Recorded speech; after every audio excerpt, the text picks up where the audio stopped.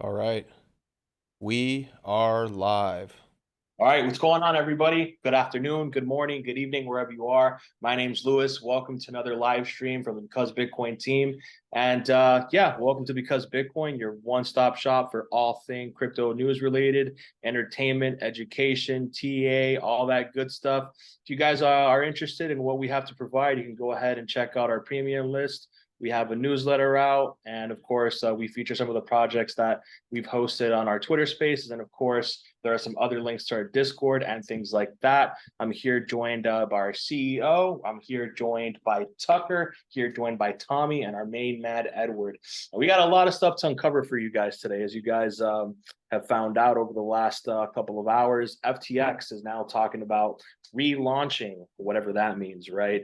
In my eyes, I think it gives a narrative of Bitcoin going to 40K, right? And I think a lot of that's going to come from, individuals that have been trapped in some of these altcoins. They're going to seek refuge on Bitcoin, right? Kind of like what occurred in March when USDC depegged, right? And like we saw over the last 24 hours with Prime Trust stablecoin TUSD depegging all the way to sub 80 cents.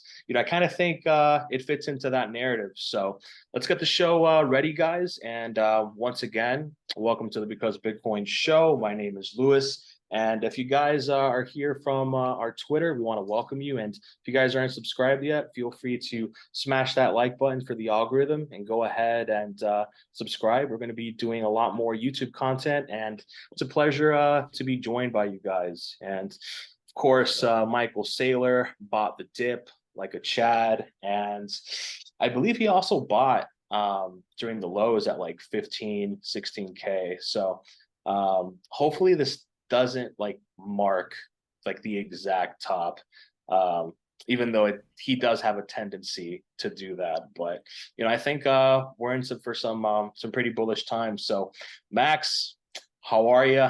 What are you seeing in the markets, man? I'm asking you the Hey, question, guys. And that's by my the way, official line. that's actually something that he says in our Discord calls. He says it in a very serious voice. Wabi, goodbye, good afternoon. How are you? You What are you seeing in the you you're markets? trying to fill these shoes, Wabi. You just can't fill the shoes. Those are my shoes. They're custom molded to my feet. I go, Wabi, good afternoon. How are you? What are you seeing in the markets? And then if we do it in the morning, I go, Tommy or Tucker, good morning. How are you? What are you seeing in the markets? So, look, Michael Saylor bought some Bitcoin. Big whoop. We talked about this morning. Um, Here's the deal. I want to just be as clear as I possibly can be. I really like Michael Saylor. I think that he's one of the more fascinating people to listen to in this space. I think he's brilliant. I've got nothing but respect for what he's trying to accomplish and what he's trying to build and how he's trying to incorporate Bitcoin into his publicly traded company MicroStrategy as their part of their corporate treasury. But unfortunately, he's sort of like a giga whale acting alone, and he doesn't exactly have a perfect track record of being precise with his entries. It's actually been quite the opposite. He's been very sloppy. And at the same time, historically, when he's been twapping into Bitcoin, traders have basically taken advantage of that sloppiness, and basically sort of arbed the Bitcoin that he was buying. So he was like immediately down on all those purchases. And look, I again, just to be as clear as I possibly can, because I really hope to be able to speak with Michael Saylor one day on this channel. I'm rooting for him. Like nobody wants Michael Saylor to win more than myself. But with that said, he has sort of contributed to what the traders would call exit liquidity, and it doesn't have to happen again this time. Um, but I don't think it's necessarily bullish. I think it's just sort of like there's news. Price is probably at or near a local extreme. That doesn't mean that the high of the year is in necessarily or anything, but we're pressing up against range highs and news breaks that Michael Saylor bought. And I think that the biggest issue I have is that this pump was sort of disguised. Um, it was disguised and sort of conveyed across social media that this was a high net worth individual or smaller institutionalized driven pump, to front run the larger institutions that are all, stumbling over themselves, tripping over each other to try to file for a Bitcoin spot ETF and be the first one there. Um, that was the catalyst attached to the recent price action, this explosive move back above the previous high of the year. And then we come to find out that actually that probably wasn't the case. That was actually probably just Michael Saylor twapping into Bitcoin, from 26 to 29, maybe even 30K. And he's got an average price of what, 28 and change. Um, so it's like that's not bullish. That change in narrative is not bullish. I think we had a really good run with this narrative, but we also talked about and speculated numerous times during this pump. We're like, well, there's been so many narratives attached to Bitcoin pumps over the years, and most of them don't end up actually materializing anything. I mean, think back to 2020 and 2021. The big narrative there was, um, oh, you're they're printing too much money, and they're going to inflate your dollar away, and it's going to bleed in perpetuity to zero, and inflation's at X percentage, and buy Bitcoin to protect yourself against reckless bureaucracy and politicians that take advantage of our current monetary system. And then the very thing that caused our pump, which onboarded so many people, which got so much money to pour into Bitcoin specifically and crypto, was the very thing that actually put the knife in its back and nearly killed it. Not actually, right? But sent it from 69K to 16. I mean, that's no Yeah. small drop. And that was basically a narrative that was overblown. And the real narrative for Bitcoin is it's a proxy of global net liquidity, and yes, it offers really strong principles, but the reason Bitcoin went up the way that it did in 2020 and 2021 was because they doubled the money supply and they dropped interest rates to zero, and everybody had access to unlimited liquidity. So the market was risk on. And Bitcoin, even though I don't agree with it, Bitcoin is still viewed as a proxy for risk. So again, this was just sort of another like failed attached narrative to why Bitcoin pumped. And that doesn't mean it can't keep going up, but it's like time and time again, it's like there's these narratives that surface where it's an attempt to try to make you like FOMO into the market, and you're afraid you're finally about to miss like the pump. You're finally, after all these months or years of waiting, like this is the narrative that's going to stick. The institutions are here. And we talked about this as well, where people were rejoicing, shouting from the rooftops how excited they were that, the institutions are here and BlackRock is involved now. And look at all the bankers, they're finally here and they're encouraging you to buy Bitcoin, and they're going to actually broker the sale of spot Bitcoin. And I mean, I'll be damned. That's a terrible thing. We don't want the bankers involved in Bitcoin. We don't want Jamie Dimon involved in Bitcoin. We don't want Larry Fink involved in Bitcoin. When large institutions get involved in something like this, they dominate it and they control it and they suppress the free market. It becomes their market. So um, Yeah. there's part of me that's a little bit relieved that this wasn't just big institutions like front running the inevitable SEC approval of a spot ETF. Um, but I mean, look, it was Michael Saylor pumping Bitcoin again, which I love Michael Saylor, but it's not the narrative that we were promised, and it's not Michael Saylor buying that is the bear catalyst. It's the removal of the true bull catalyst, which is the bear Yeah, he's catalyst. kind of like the de facto CEO of Bitcoin, whether people want to admit it or not, right? And every cycle with Bitcoin, there's always a figurehead behind it, right? In 2012 and 2013, right, you had like Andreas Antonopoulos, you had Roger Ver, and then in the 2016, 2017 cycle, you had guys like John McAfee, and then in 2020, 2021, you had Elon, maybe Elon per se. You had SBF, you had Do Kwon, Andre Cronje, a lot of these guys that were in the crypto sphere and all that stuff. But all those roads led back to Bitcoin, right? And even Do Kwon with his twop from 33K that sent us to 48K, for that multi-week time period, people are looking at him to prop up the price. And you got to be careful with what you wish for, man. If you want like Larry Fink and all these people, all these institutions to get into Bitcoin, it's like, so what does that mean for the retail investor, right? Are you saying I can't withdraw and dabble into ordinals, right? Or Bitcoin and NFTs, that's what ordinals are, right? On top of the Bitcoin layer. Are you saying that, the only thing I can do with my Bitcoin now is just have it on a Schwab account, have it as a part of my Roth retirement account, whatever it may be. Like you got to be careful to not stifle innovation, right? And there always has to be some sort of new narrative cooking up, right? In 2012, 2013, it was used as like, for black market activities,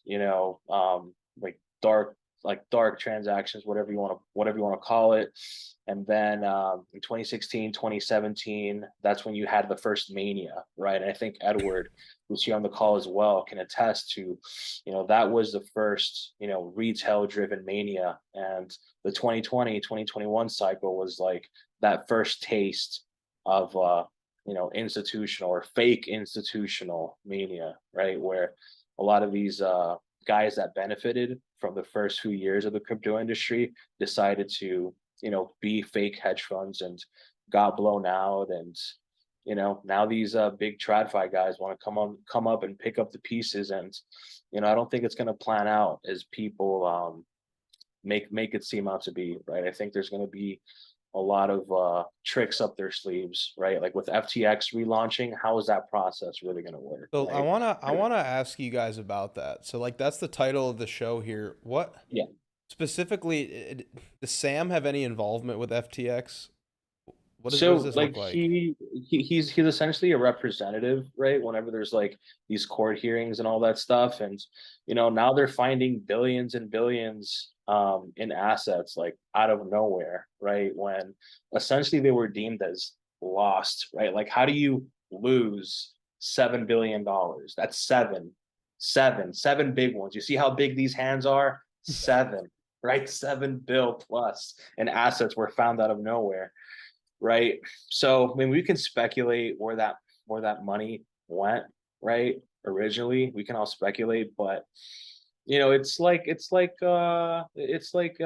rumors after FTX went down. Sam was like, oh, there was a $10 billion credit line coming in to make customers whole. So I think at first, right, you're going to be able to be made whole by at least like I would say like 10% at least, right? I think when Voyager opened up their withdrawals, people were able to be made whole by like 35%, give or take. Max, am I still screen sharing, by the way? You were, I just since you weren't moving, I brought it back to our faces. People can see Okay, us okay, better. If you okay, want to okay, share though, you can keep going. I okay. just figured. So I'm not screen sharing. Okay, okay. Yeah. All right, cool, cool. Yeah. So, I could be wrong as well. They could just make you whole immediately, right? We all know how like shady FTX's dealings were, right? And I think they haven't changed at all. I know they have a new CEO and all that stuff, but now that a lot of these centralized exchanges are not able to be accessed by Americans, right? For those of you who don't know, a few hours ago, KuCoin announced that they're going to be requiring, KYC for everybody, right? And I think that does change the game to some extent, but I feel like that's going to create a narrative for Bitcoin dominance to continue going up, and only that small basket of alts are going to continue to outperform. And shout out, by the way, speaking about alts that have been outperforming, shout out to our Discord group. We managed to get into the OpenX exchange token at about a penny and a half. Hit an all-time high yesterday of almost 5 cents. So shout out to you guys, our BB Chads and Giga Chads. And if you guys are interested, by the way, we do have a 1 week free trial for that. So feel free to check out our website for all things like that. So yeah, I think it's just going to add into the narrative of what the chart says, right? All BTC pairs, have suffered, and only a small basket of these alts have been outperforming Bitcoin. And you can say it's narratives or ecosystem funds or what have you, but I think more than anything, this adds fuel to the fire of Bitcoin continue to follow what equities have done. over the last couple of quarters, right? I think if you have things like Nvidia adding hundreds of billions of dollars to their market cap, who's to say Bitcoin can't do the same thing, right? And I think we have at least one more stab up higher, 35, 37K. And I think more than anything, this FTX news, these ETFs being spoken upon, I believe the Fidelity ETF news is starting to create more of a rumbling effect. Um, I think with all of that, you're going to see higher prices, and it's just going to be like every other pre-halving cycle, right? Bitcoin tends to have these rallies, a year out from the halving, and then 3 months going into it tends to have one more sell-off, and yeah, man, that those are kind of like my opening thoughts on this whole FTX situation. But they could delay this process by some time, right? Wabi, can I ask a quick question? Yeah, go ahead, man. I have How Hagrid. I have the answers to questions that you don't even know how to ask. I don't know if you're gonna have this one. Okay. Uh-oh. How Underestimating the is power. how is the FTX how is the FTX2 relaunch going to affect the OX incoming FTX claims market? I would not be the person to answer that question. I think that's an answer like more suited towards the team members. Yeah, Bobby, you I did think just say you had answers to questions that he didn't even know how to ask, and then he asked it. I mean, yeah. I'm just joking, Bobby. Yeah, That yeah, was a yeah, tough but question. I don't even know. yeah, yeah, but I don't know. I believe like you'd still have access to that claim either way, right?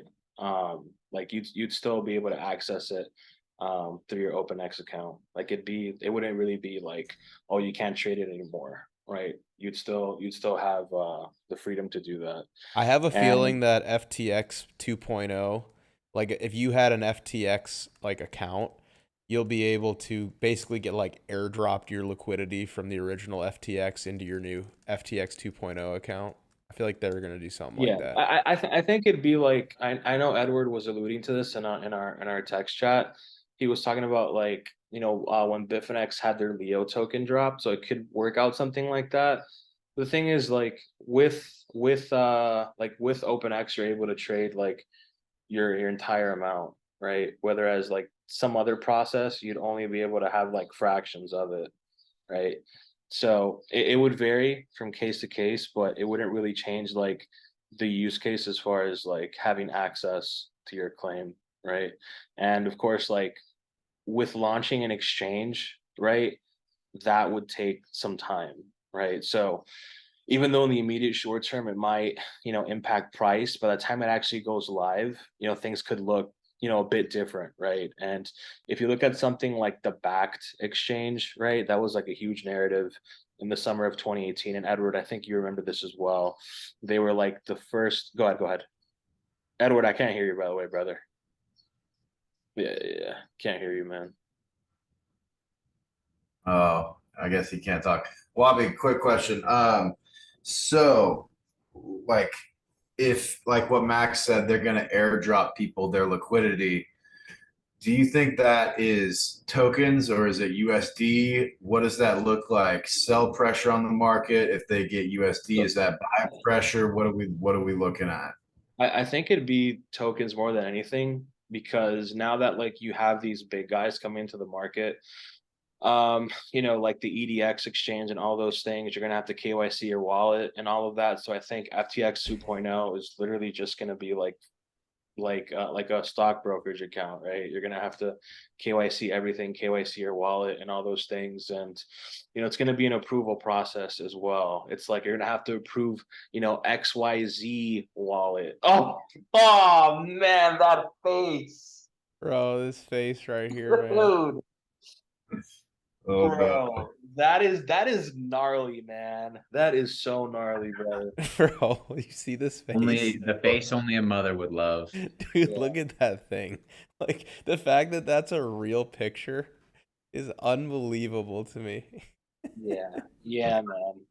It's like it's like a circus show, man. He's actually like a circus show freak. But yeah, I think they're gonna go the same route that Bitfinex did, and Bitfinex is a profitable company. They do make money, and they do have like offices in New York and all that stuff. So I think it's just gonna be business as usual. And by the time they launch, I mean, I don't think many people are gonna like really pay too much attention to it, because at that point, like, the new influx of retail is probably going to be within the market, and it's gonna drown out the noise, right? It's because it's sort of like, from the new market participants that came in 2020 and 2021, how many of them actually cared when Mount Gox started, you know, giving some of their claimants Bro, that picture is Bitcoin just back? so funny. Yeah, I know. Like, oh, oh, What do we think about the FTT token? Is it a buy the dip situation? Uh, Man, I No, don't know, dude. I don't want to be deemed a unregistered security by my favorite laser-eyed Colts, brother. no, you don't buy FTT. You don't. I feel Yeah. like maybe low key it pumps though, just for the It's pumping. just getting sold into. Like every time they put news out to pump FTT, I guarantee you that the lawyer who is in charge of the FTT case is selling into those pumps. The pumps are getting smaller too. Yeah, we had a huge pump at the start of the year for FTT. I see some equal highs at 40. I see Man, that. I mean, I'm just kidding. Don't buy it. I'm just joking around. I Yeah, guess the nobody should. risk reward is good if you are okay with that money literally going to zero, but Yeah. that's how I view it. Maybe it goes to zero. Maybe you randomly get like a 10 to 20x. I would feel more confident that it could squeeze if it had perps. Like right now, it's just spot. So there's not Oh, really they do. there's nobody fading that you can really like force into buying. Mexi, brother. Wait, there's perps on Mexi now? Oh no. Yeah, Of course there yeah. Of course. Where else would they be? are. Maxi would list toilet paper futures if they could, bro. They listed Wojak before Pepe on perps. I remember that. Yeah, that was something else, bro. Meme coin season. I mean, there's a few meme coins that like I've seen over the last few days that have just been like pumping outrageously. And they all have to do with like Mark Zuckerberg and Elon Musk, like having that cage fight next year. Wouldn't that be something, dude? Like, we have the elections coming up where almost every single candidate outside of our president talking about Bitcoin and all those things, right? And wouldn't it be crazy if we have that and the cage fight at the same time, and both of them are talking about Bitcoin, and like, say the winning wager is kind of like that wager that Algod and Do Kwon place, right? Like, the winner of that bet gets X amount of Bitcoin, right? Wouldn't that be crazy if they do the same thing? So it's like 2024 is the year that everybody knows about Bitcoin. If you don't know about Bitcoin in the next 18 months, right, and you're an able-bodied, sane individual that uses technology on a day-to-day basis, something is actually fundamentally wrong. So I think the 2020s are going to be remembered as like the blockchain era, right? The roaring crypto 20s, right?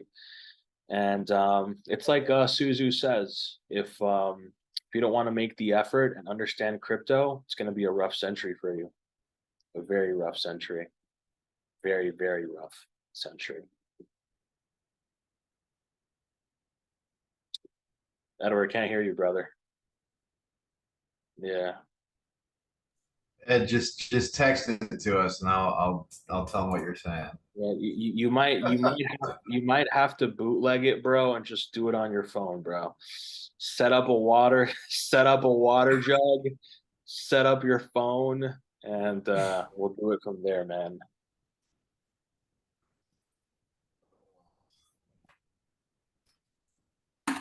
No, but do we think like if all these people get airdropped a bunch of liquidity on FTX, like, So if I was I think a lot of that money, man, like I said, it's probably gonna go into Bitcoin, right? If you guys remember back in March when like USDC was depegging, dude, almost all the messages that I was getting, they're like, I'm selling into Bitcoin, I'm selling into Bitcoin, I'm selling into well, Bitcoin. yeah, but this isn't like a panic situation. This would be like, oh, I just got my net worth destroyed. I might just want to like cash it out. You know what I mean? Yeah, I just Like, think by the you got time, your net worth destroyed a year ago. It's like You it's yeah, know, the yeah, same yeah. narrative that's been attached to what's the Mount Gox. Obviously that hasn't materialized yet, but it's like, well, what happens if all that liquidity is accessible? People are going to dump it.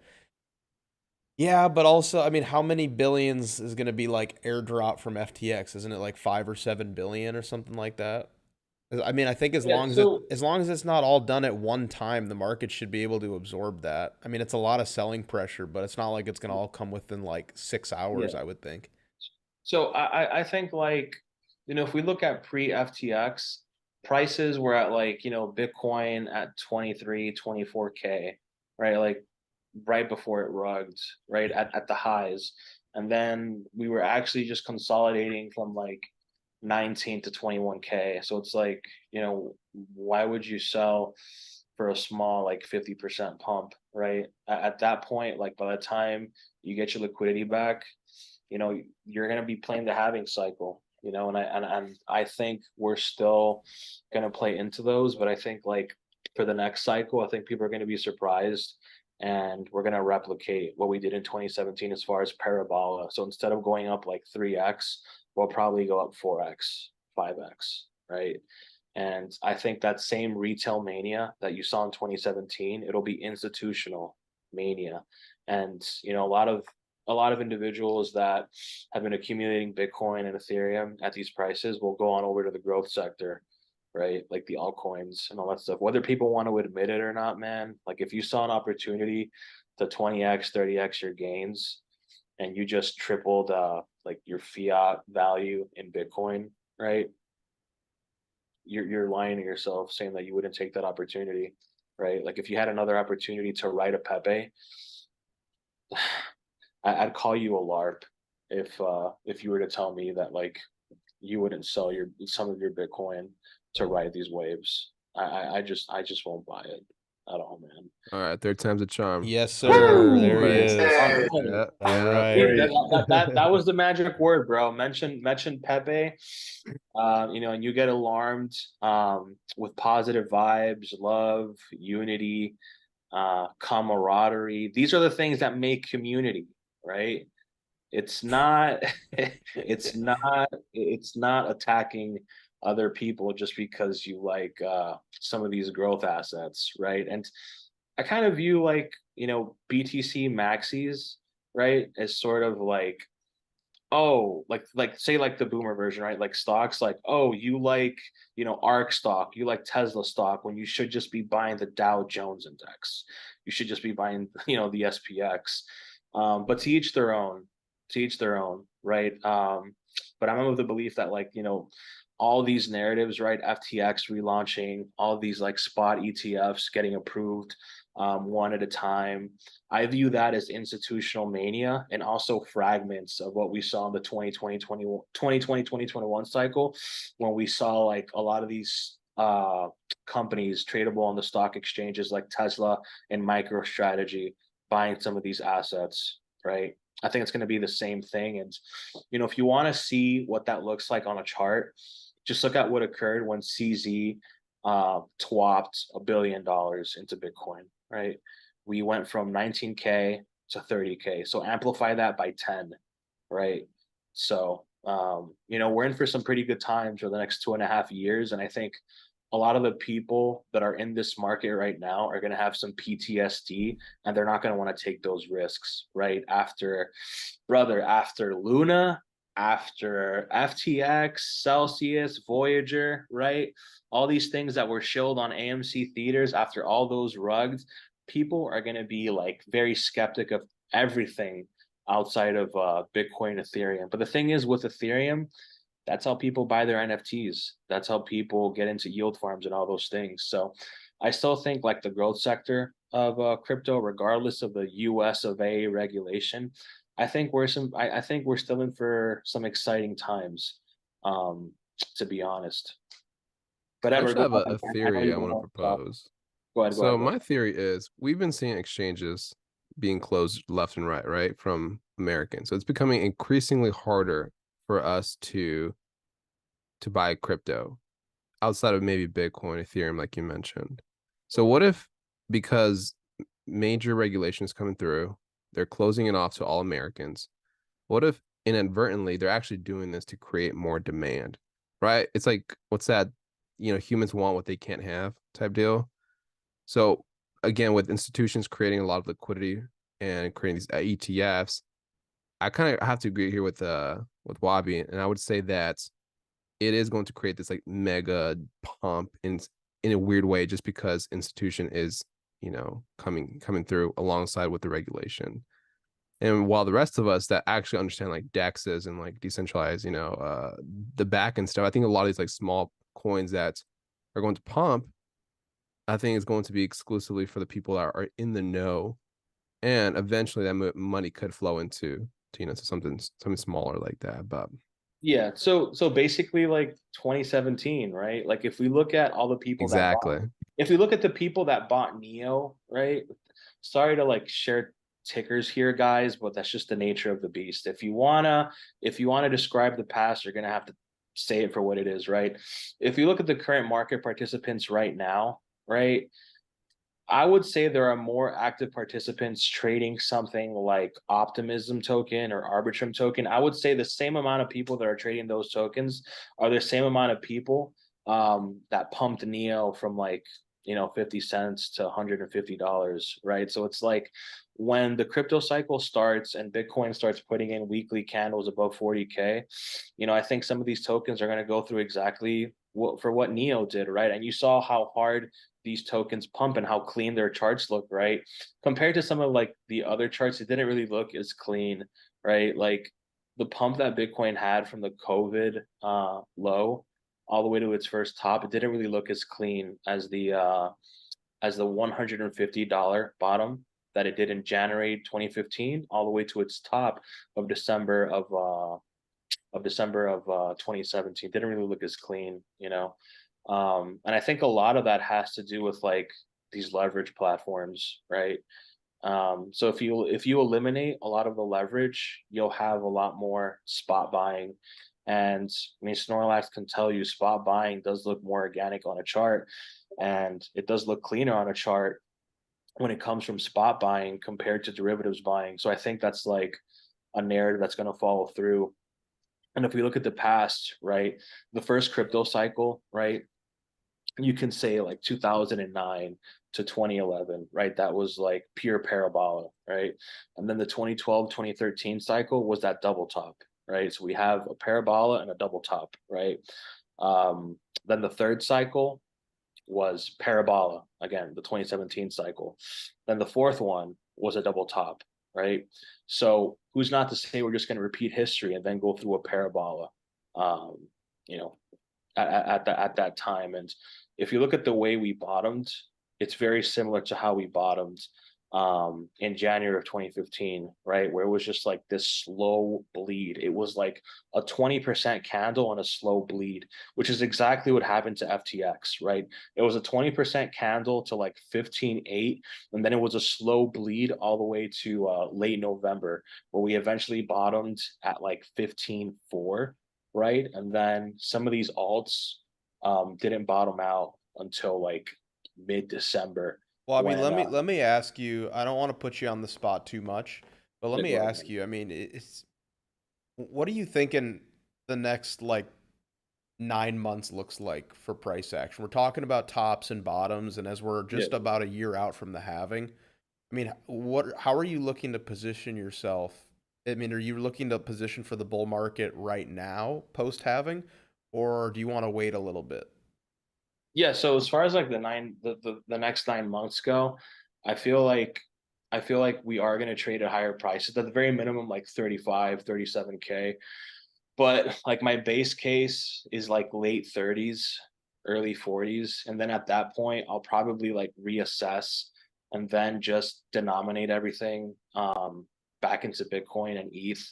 And then of course like have like our beloved Ox token, and then everything else just probably on the sidelines, because like I know for a fact, just from like hodling a lot of the tokens second half of 2019, they can bleed to the gills against Bitcoin, like bleed against the gills to Bitcoin, and even more so to Ethereum.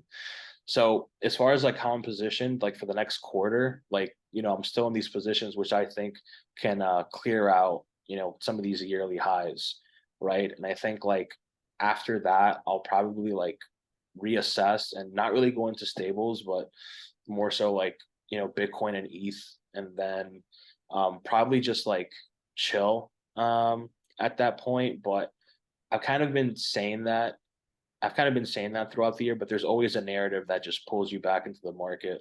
And I think that's like what's new about this market compared to like the 2019 market, where there's always a narrative, a revolving narrative, always, always, always. So in 2019, right, you had that first basket of DeFi, right? All these you had all these projects receiving grants, right? You had like Uniswap Labs, you had ETHLend, you had Ren Protocol, you had Synthetics, right? You had Chainlink, right? And like the narrative back then was, eventually you'd be able to pool your assets like in Ethereum with your Chainlink and earn yield off of it. So people were buying Chainlink up to the point where it did like a 12x, right? It went from like 25 cents to almost $5, right? And so, after that, you really didn't have much, right? After like late May, you didn't really have much. On chain was pretty dead. You didn't really have all these new innovation come out left and right. Like now after meme coin season, we have like liquid staking derivative DeFi, right, or LSDFi, where essentially you park your Ethereum into a validator and you earn a yield off of it. So if you're bullish on Ethereum being staked and people earning fees off of it from the validator's revenue, then you would hedge with a specific token and earn yield off of that. So tokens like Lido, I've been accumulating no matter what. So as far as like positioning post halving, that would be an asset that I believe will be a blue chip in the next 2.5 years, right? Because they are the largest ETH validator. So that's like my answer to both questions.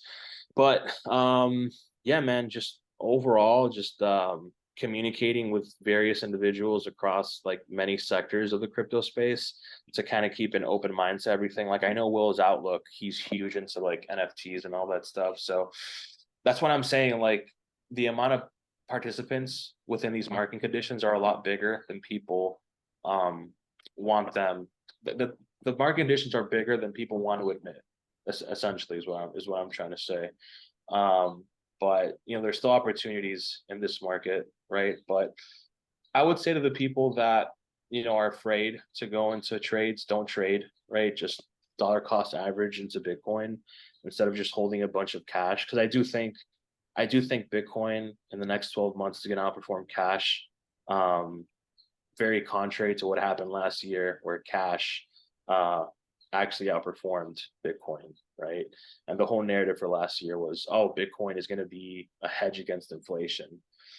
And that didn't really turn out to be the case. And so the reason why I say, another reason where I'm saying where, crypto does have more upside from here, is that the market is currently pricing in, 2 more rate hikes, right? But I think that, should CPI come in under 4%, I don't think the Fed is really going to do anything until Q4, right? Probably until Q4, like Q3, something like that.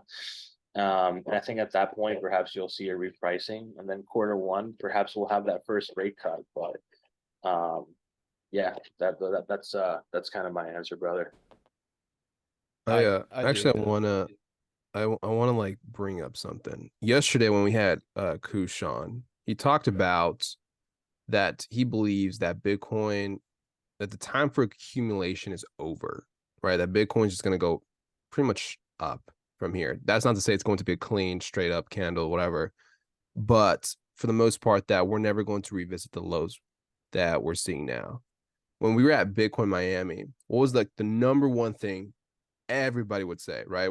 Whether they were traders, speculators, holders, right? It was always that Bitcoin was going to make lower highs or even lower lows, right? So whether that hits that 20,000 mark or it goes below that 20,000 mark, regardless, it was always going to be that revisiting pattern, kind of like the way we saw back in 2018, 2019, leading into 2020 before the breakouts.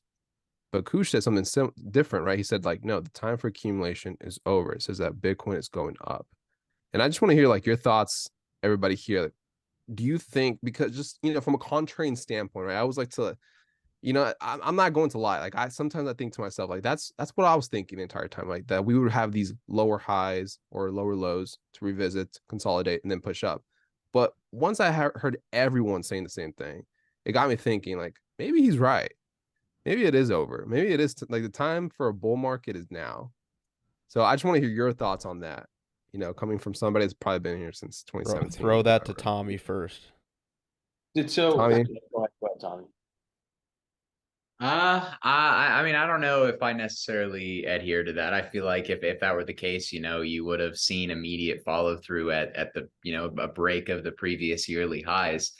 I don't know that it has to necessarily look like a parabolic ascension either. Like 2021, Will's Outlook has said this before. It was the most like directional and impulsive market he's ever seen. I imagine for a lot of us that is probably the case. We can continue to grind higher on fundamentals and a spot bid if it's there, but it doesn't have to necessarily be a parabolic uptrend like Bitcoin is accustomed to doing, especially if, the new kind of, I guess range for the cycle is essentially like 65, 70K all the way down to, 17, 15K. I mean, realistically speaking, we could range between those levels for a very long time. But as far as, the time for accumulation on a more like granular level, I'm pretty sure each bear market that Bitcoin has had thus far, you've had about 1,000 days of accumulation. And I don't know that we're quite, I mean, we're definitely not there. I think we're about like halfway as far as that goes from like the top. I'm not sure the exact total there, but I know accumulation on Bitcoin and crypto, it typically takes like 1,000 days.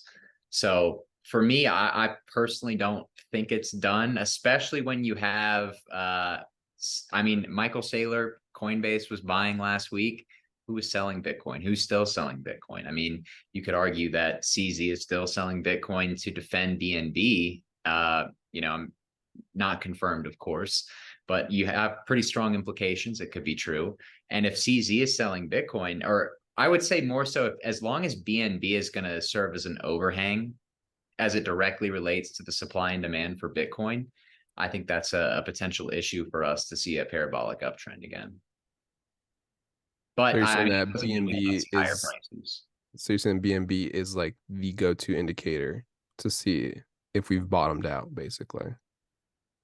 Yeah, I mean, you're seeing like you're seeing Bitcoin squeeze shorts, but you don't ever really see a follow through, and you definitely always see Binance selling spot at the tail end of a lot of these rallies as BNB has continued to bleed lower and lower. So I think for me, it's CZ has played a huge role in shaping crypto over the last year. I would say mostly for the good, but I think as long as this appears to be the case and BNB could be tied to the selling of Bitcoin, our upside could be capped as a result of that. And then I think vice versa is true for ETH for different reasons, right? Like Ethereum has all of the institutional all the big institutions putting on trades that really suppress its volatility. So it's only going to break out if you get a bunch of those institutions to cover. At least that's how I view it at the moment. I don't know. So I think there's some positional things I want to see cleaned up before I can get on board with like a parabolic uptrend. But that doesn't mean you can't still get these pockets of outperformance where, Bitcoin moves really aggressively to the upside. And then there are a few really select alt markets that in the meantime can perform multiple X's. That is fair. I know that back in 2018, I want to say 2019, when Bitcoin was just ranging, Matic was a huge performer during that time period. I believe Chainlink was also a huge performer during that time period. So Yeah, it's that just a was matter of the, spotting like what's going to be those tokens in between while we're Well, still ranging. That's Matic had the Disney pump, so no, that was during that like first like DeFi run, if you remember, like SNX, Chainlink, Ren, like SNX, like synthetics, it had that narrative where like, oh, you're gonna be able to explore the Ethereum network and trade, synthetic assets. You're gonna be able to trade, X, Y, and Z commodity on Ethereum. And that's what brought alive like, the DeFi narrative and how Uniswap would be like the next thing to kick off the next bull run, right? And then Chainlink would be the oracle to power all of that. And then Ren protocol would be the bridge to go from Ethereum to these other like layer one ecosystems, right? Because if you remember, like Dragon Chain and Neo, they were called layer one. Dragon Right? Chain. And during that time period, That's the Solana, Disney pump. yeah, and then like during 2019, Solana started catching, waves in the VC space, and that's when SBF started gaining traction and all that stuff. And right when FTX had launched, people knew that like, oh man, I gotta get Solana when it's in the market. I gotta buy it. I gotta buy it. And it was like half of sentiment was like, I gotta buy Solana as much as possible, and the other half was like, oh, there's no way I'm buying VC bags. There's no way I'm buying VC bags. No way. I'm not gonna pump their stuff. I'm not gonna get dumped on.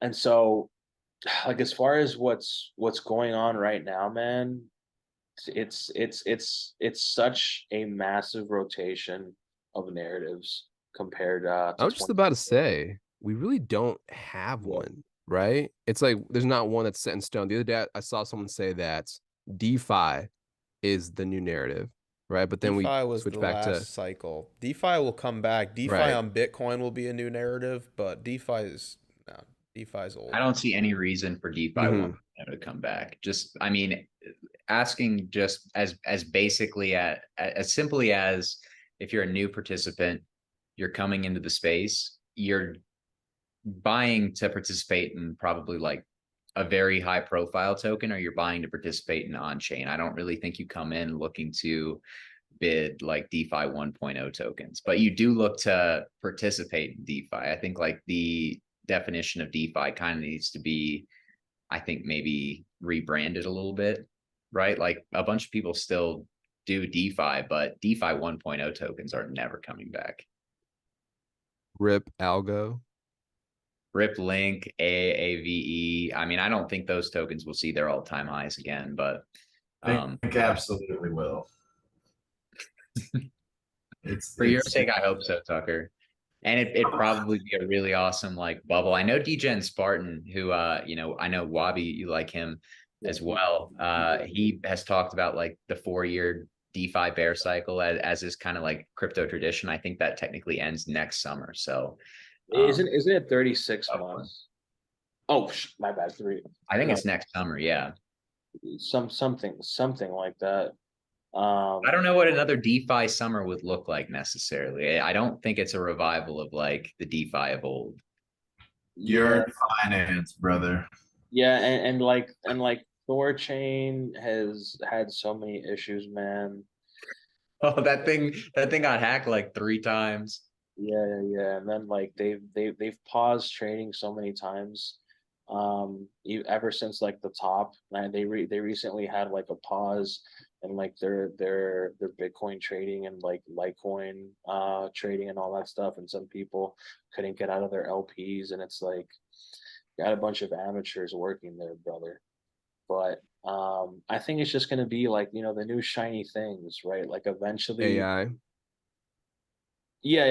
yeah. I think we should have a show, probably just like focused on AI, because I know like somebody was mentioning like, oh, like what does fetch AI even do, right? And it's like, for myself, dude, like it's just one of those tokens where I just ape, right? I don't really need to do much of it. All I need to know is that like, some AI industry people are backing it, and they're really deep into the tech, and the community is actually alive. It's not dead. They're still building, and um there's not like there's not like a slow rug, which is, called a liquidity incentive, where basically a lot of these like blockchains will offer like, hey, if you pull your assets on our AMM, you get like a certain percentage of our tokens. You'll get airdropped like this vaporware or that vaporware. There's not really an incentive to it. And I feel like for the next cycle, people are truly gonna know the consequences of not involving your community, right? And I think things like Twitter Spaces are gonna be massive. And I think that, if Bobby, you're if that's a you're drop. That's a drop in the ocean, man. You just yeah, that's that truly is a drop in the just ocean, a man. drop in the ocean. Yeah, and let me just tell you, man. Let me tell you, brother. If your favorite project is not bullish on Spaces and they don't see the potential that Twitter Spaces can do, then you can just mark that. You can just mark that off as an underperformer to Bitcoin and Ethereum. You're gonna need a face, just like all these other tokens did. Solana, Matic, Phantom, Avalanche, they all had faces, they all had personalities, they all had that community grit, right? Like even Terra, Do Kwon would go on spaces in the middle of the night to talk to people. And I think that like moving forward, if you truly want, your protocol, your program, whatever you want to call it, your DApp to truly succeed, you're gonna have to go that extra mile. And in this quieter time, people just don't seem to care. And if you look at the projects that succeeded in the bull market, they were the ones that built in the bear market, right? Chainlink built in the bear, Phantom built in the bear. So, history might not repeat itself, but it often rhymes. And community is what makes a project or a stock prosperous, right? Why does Tesla, have such an outperformance compared to other stocks during an uptrend? It's not because of their sales. It's not because of their earnings. It's because of Elon, right? It's because of his personality, his face, his cultish nature, right? He's entertaining, right? And I think that's why like some people view investing as gamified, and I think that's kind of where like some of the older generation seem to be confused about like our generation, right? Like Gen Z, millennials, where it's like, oh, there has to be a huge washout for these kids to like go away from the market, when everything is just going to be gamified, right? Everything is just going to be like sort of like PvP entertainment, right? Like the Hunger Games, right? Like like the stock market and cryptocurrency, they're basically the Hunger Games, right? And even when you trade Bitcoin, bro, you're trading against all those laser-eyed guys that comment under your Twitter post and say, how dare you speak about something that isn't Bitcoin? Shame on you.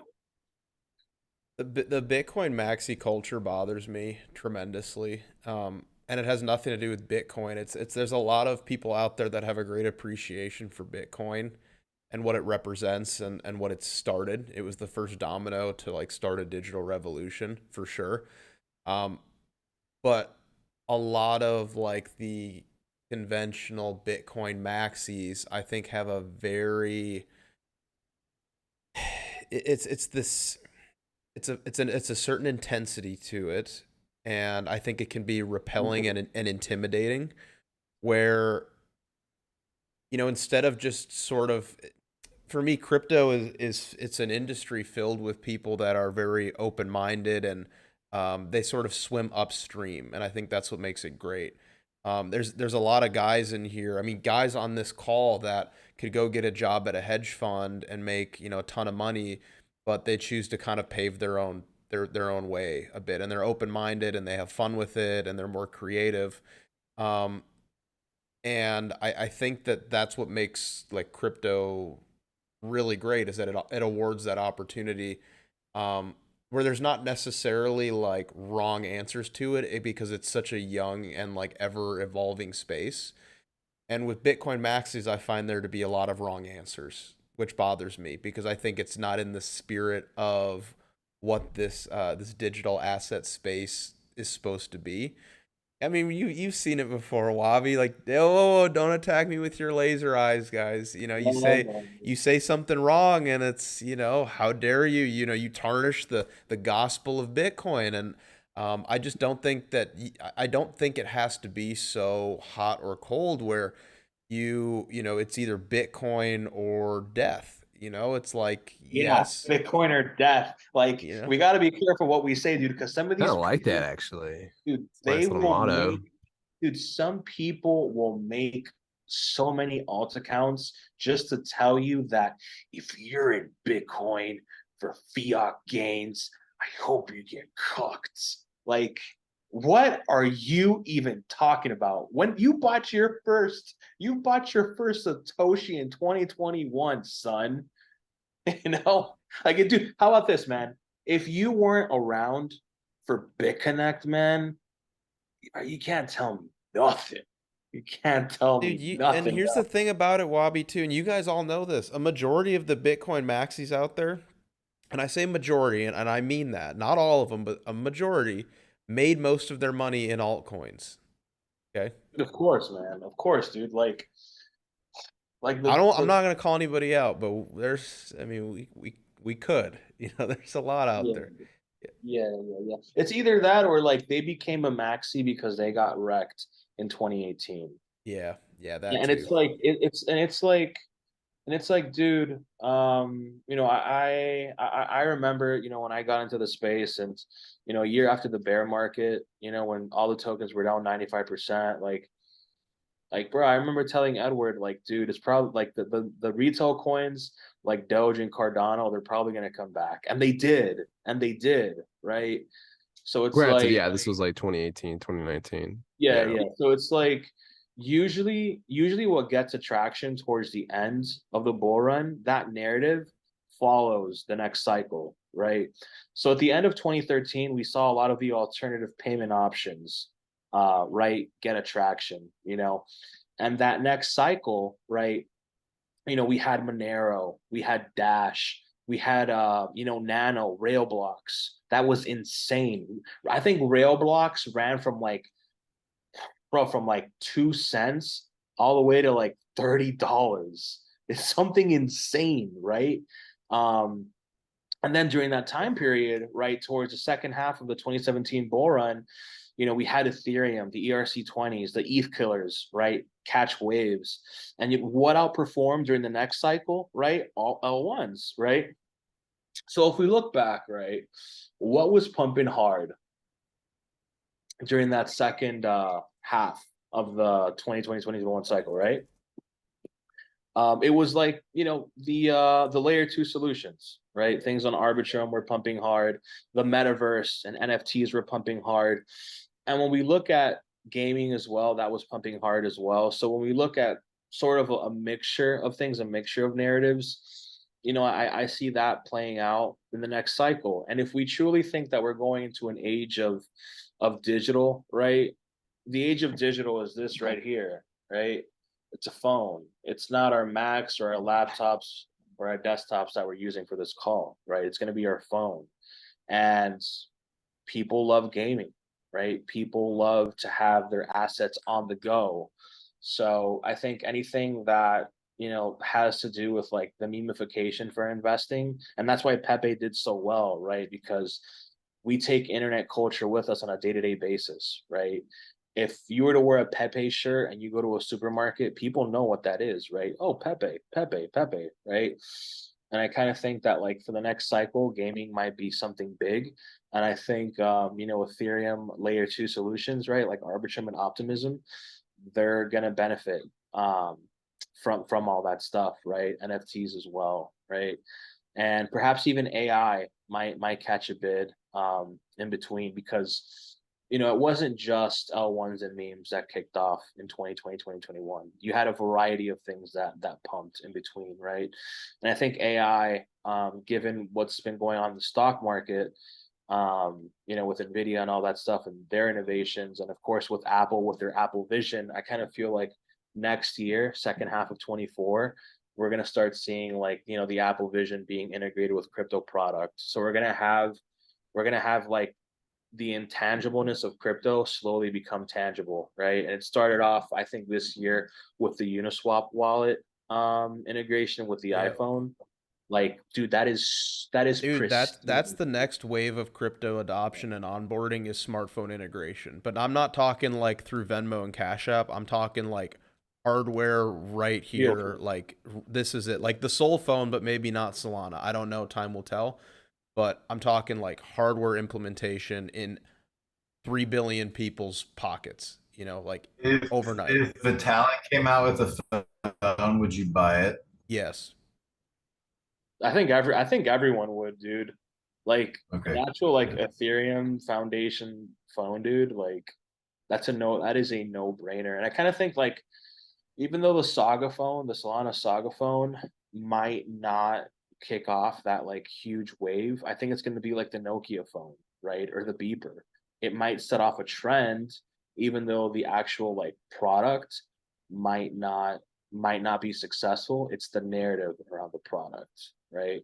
Like when we look at the alternative payment solutions, right? Like Red Coin, Yellow Coin, Max Coin from like 2013, 2014, even though like, those set of tokens didn't really kick off, it eventually paved the way for like, smart contracts, ERC20s and all those things. And then ERC20s, kicked off like layer one blockchains. But then we learned with a lot of these L1s, there still has to be a lot of work around them.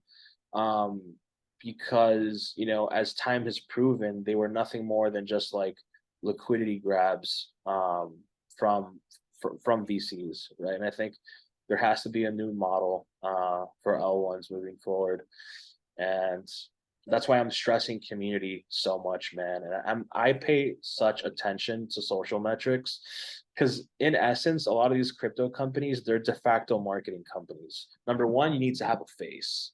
Number two, the team has to be active and interacting with other communities, right?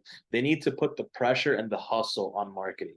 You can have the best tech, you can have the best white paper, you can have, the best presentation in a Silicon Valley, bank presentation, whatever you want to call it, with a VC, all that fancy stuff. But if you can't get in touch with your fellow crypto degens, right? And everyone in crypto is a degen, even the Bitcoiners, right? Everyone's here to make money, right? To provide a better life for their family.